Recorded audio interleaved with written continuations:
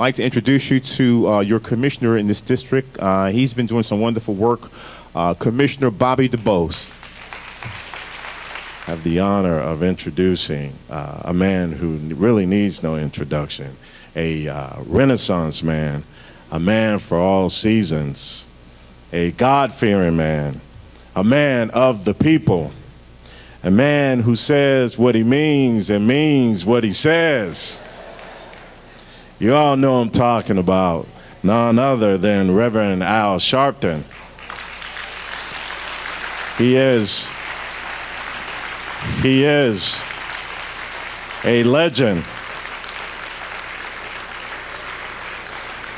I'm not finished with my introduction, but y'all can keep clapping, because I have a little bit more to say about this man.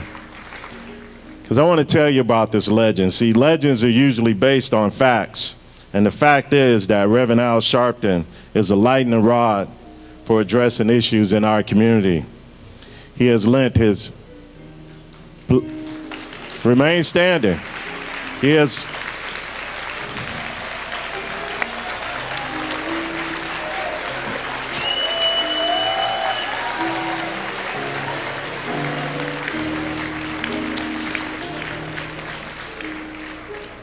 Couple more words to say about this dynamic man, because I think you need to understand he has lent his blood, sweat, and tears to the civil rights movement. And ladies and gentlemen, that is a fact. And here's another fact. Reverend Al has always been in the forefront of heated issues when many have taken the back seat. Another fact is Reverend Al Sharpton is the founder and president of the National Action Network, a nonprofit for civil rights organization. And here's a very, very important fact. The National Action Network has focused on seeking justice in the Trayvon Martin case, calling for reform in states like Florida that practice stand your ground. And it is because of his beliefs and convictions that Reverend Al Sharpton is here today. It is because he believes that no one should be left behind that he's here today. It is because he believes in our children, men and women, should not be dying of HIV and AIDS. That is why he is here today. It is because he believes that every life is worth saving. That is why Reverend Al Sharpton is here today. He is here today because he knows that HIV/AIDS is a civil rights issue. So please, please get to your feet and do it again and help me welcome to the city of Fort Lauderdale, Reverend Al Sharpton.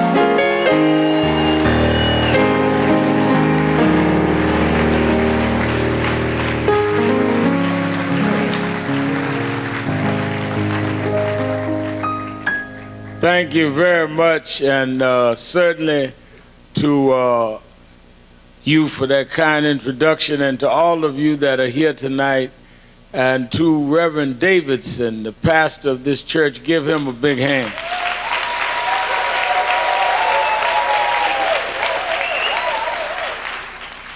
To my friend and brother down through the years, Congressman Alcee Hastings, I see. And so many of our officials and leaders. First of all, I'm very happy and honored to be here tonight as we deal with critical health issues and the issue of HIV and AIDS as a civil right.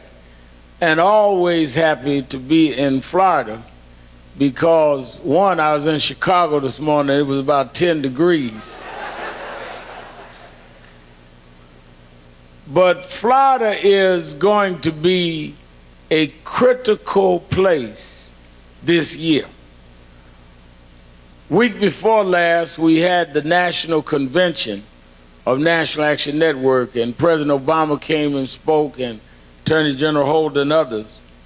And I can tell you, as we go into Freedom Summer 2014, and Bishop Curry will be leading it for us in this state, who heads our state chapter, the whole nation is going to watch what you do and don't do in Florida this year. From all of us focusing on Trayvon and Jordan Davis, if we do not see people come out in the midterm elections in Florida,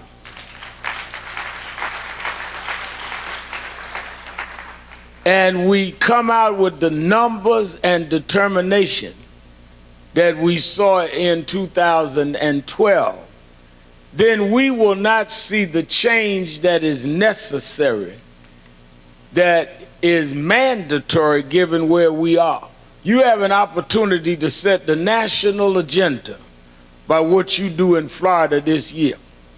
And in many ways, they're going to try every distraction and every way they can to get you focused on foolishness rather than focused on what is in the interests of the people of this country. We were able to, for the first time, put through a health care law. The Affordable Care Act was an attempt to get health insurance. 40 million Americans didn't have health insurance. Kids couldn't be covered. And you have people that are outright fighting against people having health care. I mean, you could not imagine in a civilized society that people are actually advocating that I'm insured, but I don't want to see others insured. Advocating we're not going to extend unemployment insurance to people that are long-term unemployed, and on top of not insuring them, insulting them by saying, well, they don't have values and a desire to work. Bad enough you won't give me a job, it's worse you're going to call me lazy and shiftless.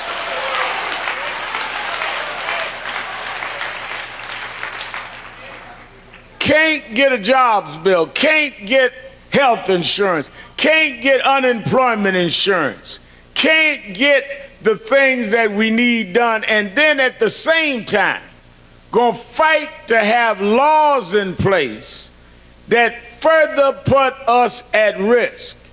And the battle that we are facing is the battle that we've always faced in this country.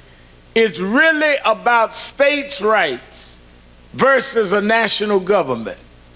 Now, Al Sharpton knows this better than anybody. Since the founding of this country, there's always been the debate about whether we would have a strong central government or whether we'd run it state by state.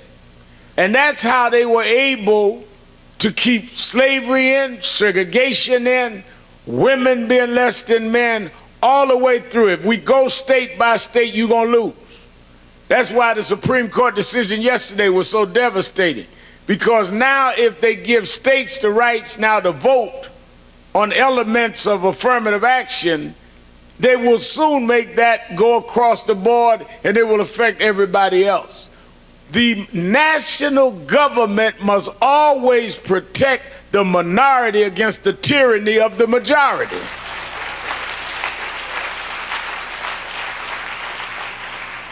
If there was a state referendum in Alabama in the 50s, we'd still be in the back of the bus. In that climate, the battle in Florida and in 22 other states around Stand Your Ground is a states' rights battle.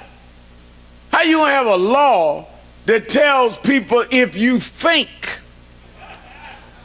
don't even have to have no evidence, if you think you under threat, you had the right to use deadly force. So now your imagination justifies you using deadly force? Well, who decides what makes my thoughts credible? A few years ago, I was leading I told a guy this at the airport the other day. He was asking me about, well, why am I against Stand Your Ground? I told him a few years ago I was leading a march in Bensonhurst, Brooklyn. Young black had been killed for being in the neighborhood. Man ran out the crowd, stabbed me. Does that mean you walk up to me in the airport and reach to shake my hand, I can shoot you saying, well, I was stabbed once, I thought you had a knife? That's how ludicrous the law is. but then they turn around and act as though there's something wrong with us, to question something as diabolically incorrect as putting everybody at risk. And then when you come in and stand up on these issues, you the problem. I'd never heard of Trayvon Martin. I got a call from Ben Crump, the lawyer, and Tracy Martin, and they said, we want you to help. Told me what happened. I said, well, I don't know the facts. They said, but the man hasn't even been charged. I said, what do you mean he hasn't been charged? That's why we came to Stanford. I came down to Stanford because the family called us. You know, they always act like we ambulance chasing. Like I'm running around with a walkie-talkie waiting on something to happen. I tell them, I'm not ambulance chasing, I'm the ambulance.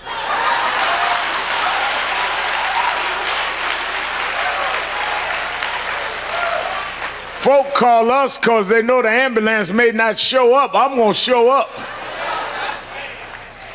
So we come down because a young 17-year-old unarmed boy is dead. The police decide in the police station that it's all right. We come down to stand up for, and they call us the troublemakers. No, we didn't come to start trouble, we come to stop trouble.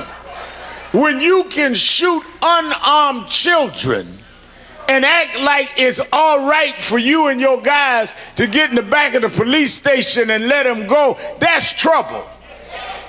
When you can decide not to give jobs to kids that are out there in the street with no income, no training, no after-school program, that's trouble. When you have HIV and AIDS at proportions bordering on epidemic levels, and you will cut the funding and will not deal with the funding you have across the town where blacks and poor people live, that's trouble. We didn't come to Fort Lauderdale to start trouble, we come to help you stop the trouble.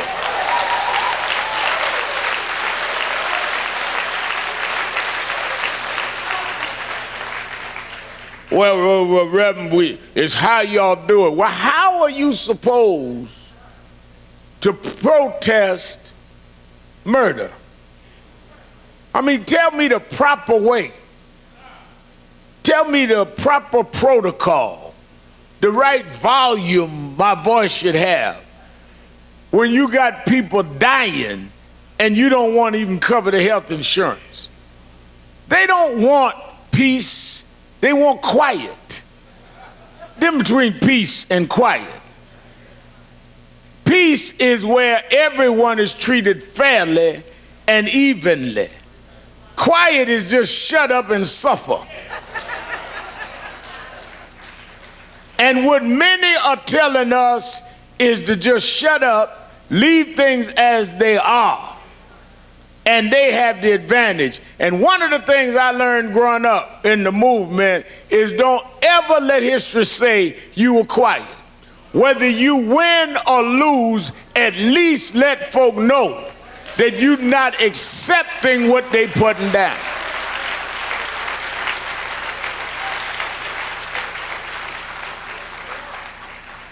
Well, why y'all are doing all this agitating around voting? First of all, we had to fight to get the right to vote. Don't act like the folk arguing now are not in the same tradition of those that never intended for folk to vote in the first place.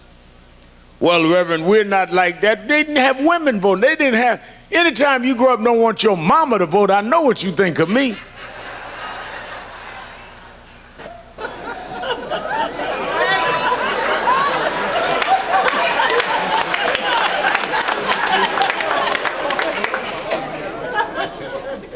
We need to have different voting laws. Now, we go all over the world advocating democracy and then make it as hard as we can to practice it at home. How we going over around foreign nations telling them to vote and cut voting days and Sundays in Florida? I mean, what's the rationale of that? Well, we got to have voter ID. We always had ID. ID is not new. We always have ID.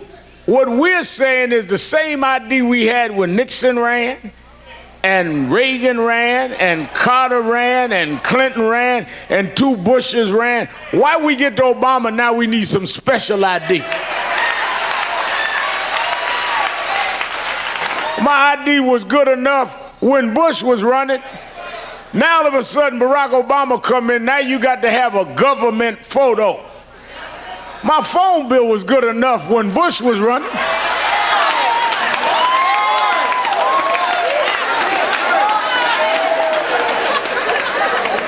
And then what is stopping Sunday voting got to do with ID? What is cutting down the early voting days got to do with ID? They're trying to drum down the vote so they can keep people in that don't want to deal with the will of the people. We had to fight to get the right to vote, and we're going to fight to protect the vote.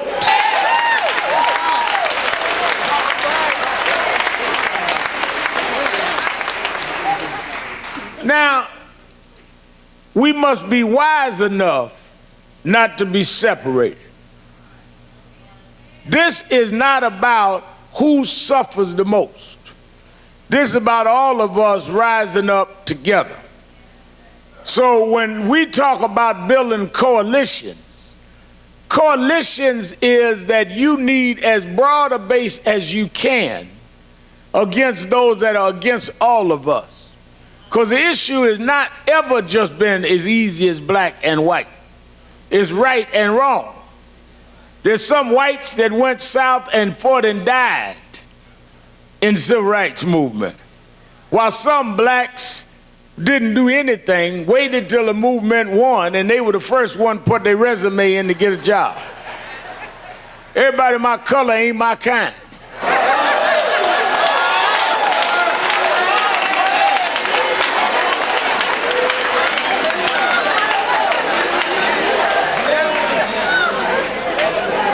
So we get into these phony debates about, well, I'm not working with them and they didn't suffer as much as us.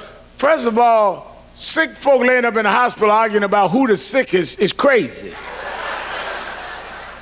We all need to get well rather than compare on who the sickest is. Well, I hurt more than you, been hurt longer than you.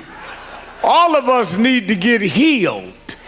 So whatever form of discrimination we face, I'm against discrimination against everybody. Which brings us into this whole debate around HIV and AIDS. One of the reasons that many in our community and in our church community would not deal with the issue of HIV and AIDS is we were too busy judging people than healing people.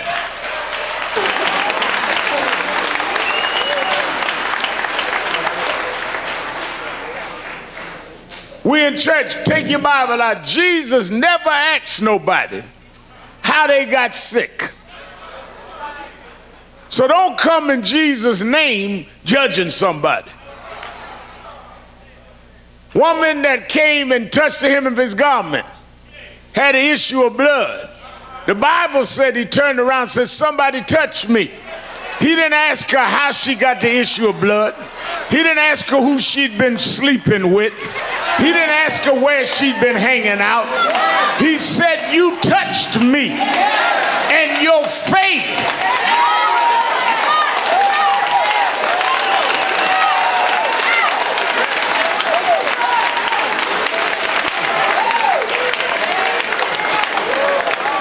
So how you gonna come in Jesus' name and ask me what Jesus didn't ask me? How you gonna judge me when he didn't judge me? He said whatever it is, my faith would make me whole. Then between gossip and gospel.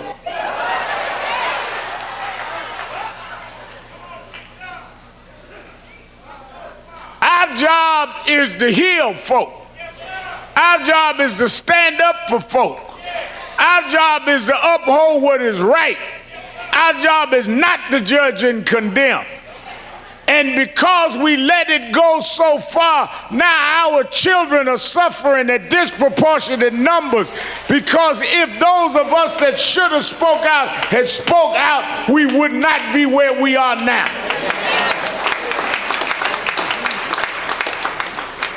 We're in the wealthiest, most stable country in the world with all this problem. Yet we cannot confront this HIV/AIDS virus in the right way. Funds being cut, health care being taken back, research dollars not being distributed. Why is it disproportionate in our community? Because less care in our community. We have higher numbers of HIV/AIDS, less research, less ways to deal with it. That's why it's a civil rights issue. And you can contract the virus many ways. But rather than researching somebody's personal life, we ought to be researching how we deal with the medical way of remedying the condition. And that's why we're running around this country saying that this is a civil right and we must all stand together. Well, Reverend, I ain't with you on dealing with rights for gays and lesbians. Everybody should have a right. Well, I don't agree with that. Well, then that's up to you. Ain't nobody asking you to date nobody.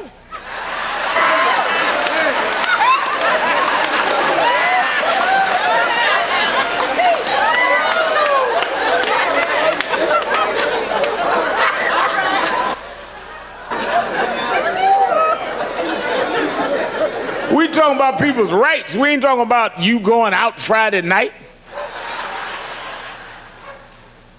And if we cannot get past these divisions, they escape through the smoke of our own inconsistencies. So that is why these movements become important and imperative. I would hope that we do three things. One, that we vote, and vote with a passion, and stand in line if that's what we've got to do, and make sure that we bring in people that are sensitive to all of the citizens of this state, and that we invest where we need the investments most. Second, that we stand up for everybody's rights, not just our tribe. You can't have civil rights for just us. You got to have civil rights for everybody.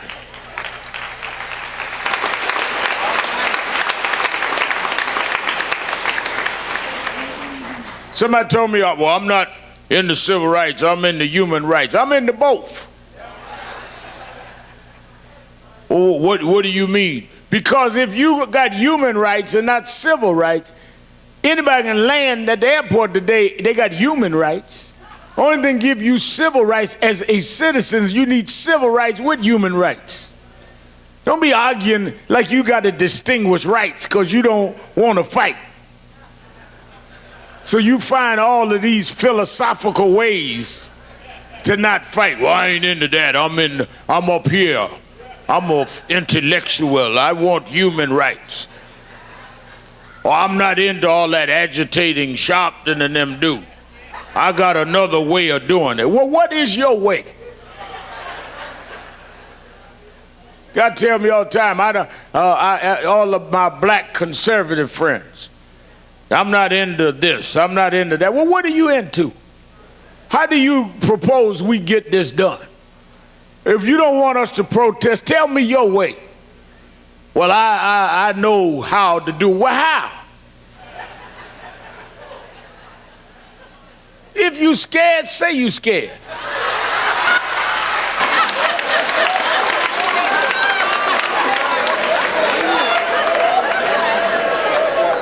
Don't act like you got a new strategy. Don't act like you got a new tactic. Just say I'm scared and sit down and shut up and let somebody that's not scared stand up and do what got to be done.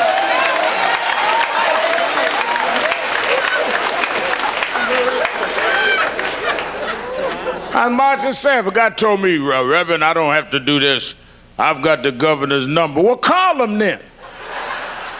I'm not impressed if you got a phone number you can't use. We need help. I want to see your cell phone. I want some help. Another one told me, I said, well, Reverend, you don't understand. All this protest and marching and agitating and church rallies didn't help me. I made it because, look at my resume. Look at my background. I went to the best schools. I was a member of the right fraternities. I had the right connection. Read my resume. Civil rights didn't write my resume. I took his resume, I looked, I said, you right. You've been to the right schools. You got the right connections, been in the right sororities. Civil rights didn't write your resume, but civil rights made somebody read your resume.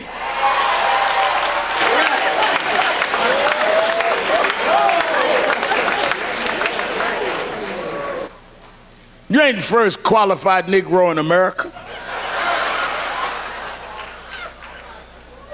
There were folks qualified long before you, but their qualifications wasn't even considered until some unlettered, uneducated grandmas went and laid their bodies down in Alabama and Georgia to open up the door for you. And even if you're gonna be uninvolved, at least don't be ungrateful.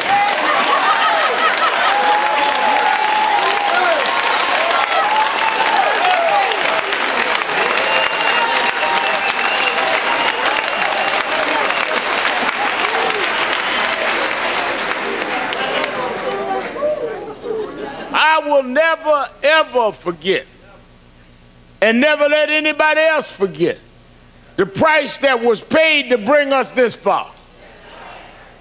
And the thanks to those that paid the price should not be that we don't run this lap and continue this movement going. Medgar Evers was fighting for the right to vote.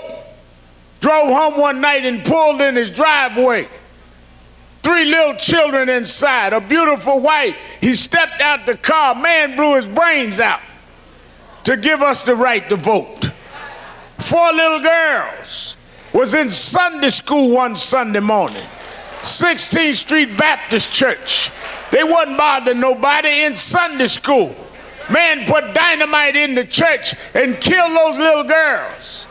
Never ever became adults, never became who they could be. They died to give us the right to vote. Pregnant women had dogs bite their bellies out, marching through the streets of Birmingham to give us the right to vote. And here you are 40 years later in sunny Fort Lauderdale. No dogs biting you, no churches being bombed, just too lazy and ungrateful to do what others died to give you.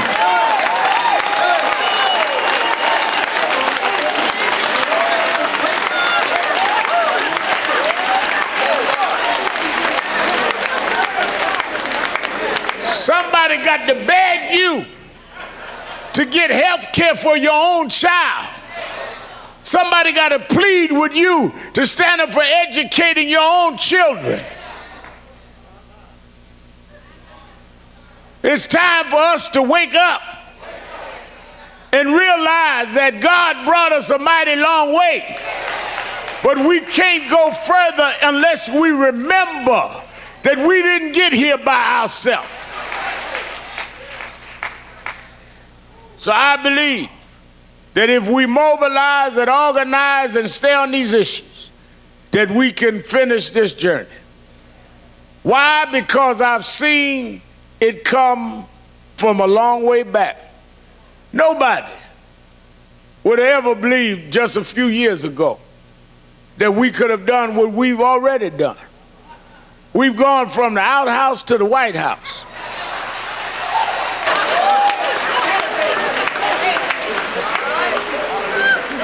And David said, God got a funny way of doing things that seem impossible. My mother used to love that song. Brother Martin used to sing, have you any mountains that seem impossible? Have you any mountains you can't tunnel through? God specializes in things that seem impossible. God specializes where you can have the son of a president sitting in the White House, raised by the right kind of background, had the right bloodline, had the right education, had the right pedigree, and broke the American economy. Bush comes from the right pedigree and broke the economy. But God specializes. A young boy from a single parent couldn't even call his name right. Walked in the White House, no pedigree, no background, named Obama and saved the U.S. economy. God specializes.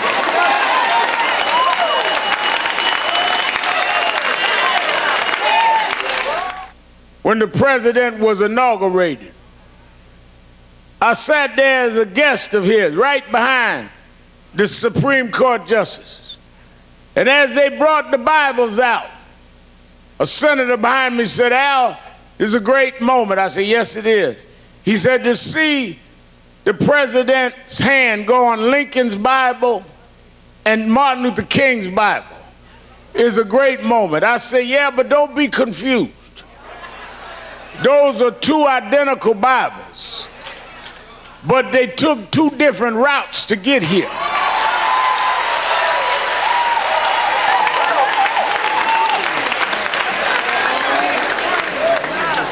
They got the same amount of books, same amount of chapters, same amount of verses, but they got here differently.